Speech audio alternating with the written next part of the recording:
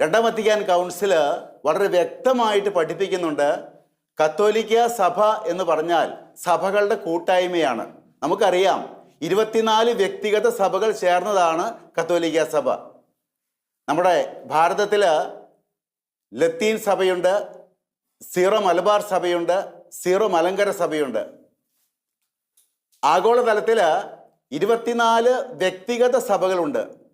ഈശോ ശിഷ്യന്മാരെ പല കാര്യങ്ങളും പഠിപ്പിച്ച ശേഷം ലോകമെങ്ങും പോയി സുവിശേഷം പ്രഘോഷിക്കാനായിട്ട് പറഞ്ഞയക്കുന്നു.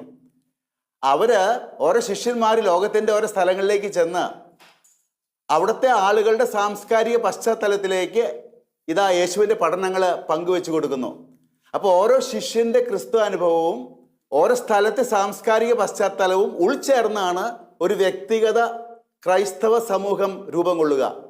ആ ക്രൈസ്തവ സമൂഹത്തെ പറയുന്ന പേരാണ് വ്യക്തിഗത സഭ, ഇൻഡിവിജ്വൽ ചർച്ച്, സൂയി ജൂറിസ് ചർച്ച്, അല്ലെങ്കിൽ റീത്ത്, ഇങ്ങനെ പല പേരുകളാണ് അറിയപ്പെടുന്നത്.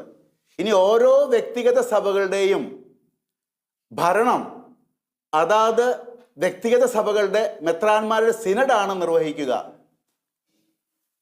എന്നാൽ വിശ്വാസം, ധാർമ്മികത, ഈ രണ്ട് കാര്യങ്ങളിൽ 24 വ്യക്തിഗത സഭകളുടെയും അധികാരി ഫ്രാൻസിസ് മാർപ്പാപ്പയാണ്.